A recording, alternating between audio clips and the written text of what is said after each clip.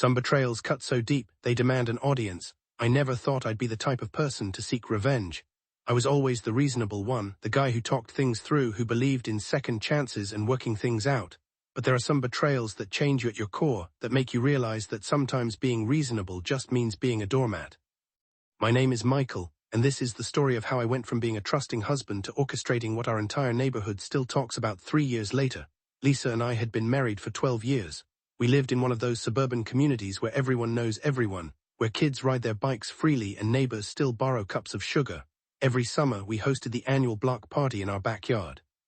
It was Lisa's idea originally. She loved being the center of attention, loved playing the perfect hostess. Our neighbor Trevor lived 2 houses down with his wife Amanda and their twin boys. He was one of those guys who seemed to have it all together, successful contractor, coached Little League, always quick with a joke at neighborhood gatherings. Lisa and I had been friends with them for years. Our kids grew up together. We had barbecues, went to each other's birthday parties, shared holiday dinners. I should have seen the signs earlier, but you know how it is when you trust someone completely. You explain away the little things. Lisa staying out later with her book club. Trevor always seeming to be around when I was at work, helping Lisa with yard work or home repairs. The way they'd get quiet when I walked into a room, then quickly start talking about something mundane. The discovery came by complete accident. I'd been having trouble with our home security system. The cameras kept going offline. I'm not tech savvy, so I called the company to help me troubleshoot.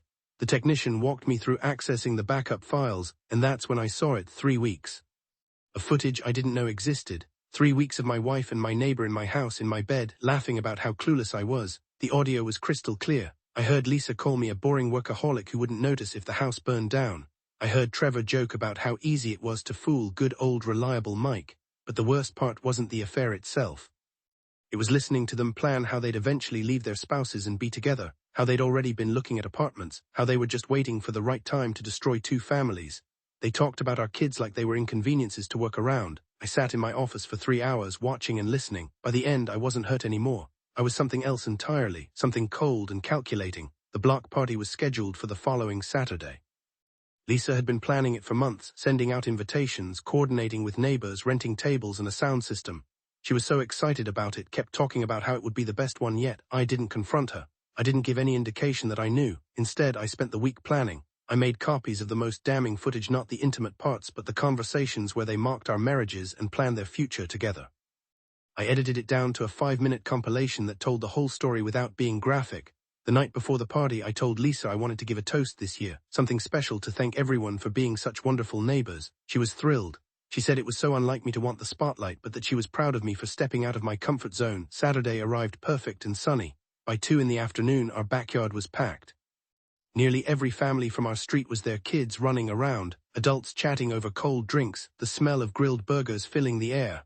Amanda was there with Trevor's boys. Trevor himself was working the grill with me, making jokes about his famous barbecue sauce. Lisa flitted around in her new sundress, playing the perfect hostess, accepting compliments on the decorations and the food.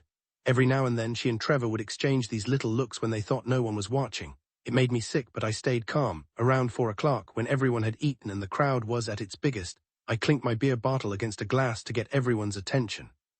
The conversations died down, and I could see Lisa beaming at me from across the yard. She probably thought I was going to thank her for organizing everything, maybe tell everyone what a wonderful wife she was. Thank you all for coming to our annual block party, I began, my voice carrying clearly through the borrowed microphone. Lisa and I have always believed that good neighbors are like family. You trust them with your spare keys, you let them into your homes, you include them in your most private moments. People were nodding and smiling. Lisa looked confused but happy. Trevor was still standing by the grill, spatula in hand. But sometimes, I continued, people aren't who you think they are. Sometimes the people you trust most are the ones planning to hurt you behind your back. The mood shifted. People looked uncomfortable. Lisa's smile faded. I want to share something with all of you today. Something that I think you all deserve to know, especially Amanda. I pulled out my phone and connected it to the sound system.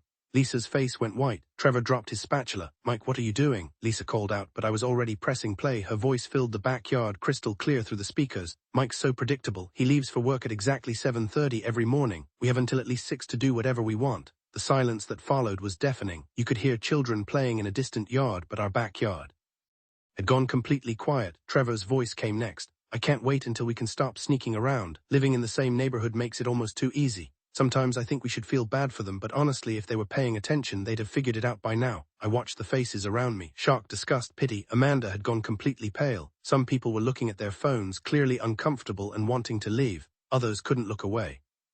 The recording continued for another few minutes, Lisa begging me to turn it off, trying to rush toward the sound system, but our neighbor Greg quietly blocked her path. Trevor had disappeared entirely. I later learned he ran straight to his house and locked himself inside. When it finished, I turned to face the crowd. I wanted you all to hear this because these people have been lying to all of us. They've been using our trust, our friendship, our community as a cover for their betrayal. Amanda, I'm sorry you had to find out this way, but I thought you deserved to know. Amanda was crying, being comforted by other neighbor women. Lisa was screaming at me, calling me cruel and vindictive, but most of the neighbors were looking at her with complete disgust. The party's over, I announced. Thank you all for coming. People left quickly after that, taking their kids and their dishes and their shocked conversations with them. Within an hour, our backyard was empty except for the mess and the silence. Lisa packed a bag that night and went to stay with her sister. She served me with divorce papers 2 weeks later, claiming I'd publicly humiliated her. Trevor and Amanda's marriage didn't survive either. She filed for divorce within a month and moved back to her hometown with the boys. The neighborhood was never quite the same. Some people thought what I did was justified, that cheaters deserve public consequences. Others thought I'd gone too far, that I should have handled it privately. But everyone agreed on one thing: they'd never forget that block party. Looking back now, 3 years later, I sometimes wonder if I should have chosen a different way. But then I remember listening to them laugh about deceiving me, about how stupid and trusting I was. I remember them planning to destroy not just my marriage, but Amanda's family too, and I realize I don't regret it. Some betrayals are private matters between spouses. But when two people use an entire community as their cover, when they mock the very neighbors who trust them, maybe the community deserves to know the truth. The house feels different now, quieter. I never did host another block party, but sometimes on summer afternoons when I'm working in my yard, neighbors still stop to chat. And despite everything that happened, despite the awkwardness that followed, I think most of them respect the fact that I stood up for myself. Because sometimes, being the reasonable one just means being the one everyone thinks they can fool. And I was done being that guy.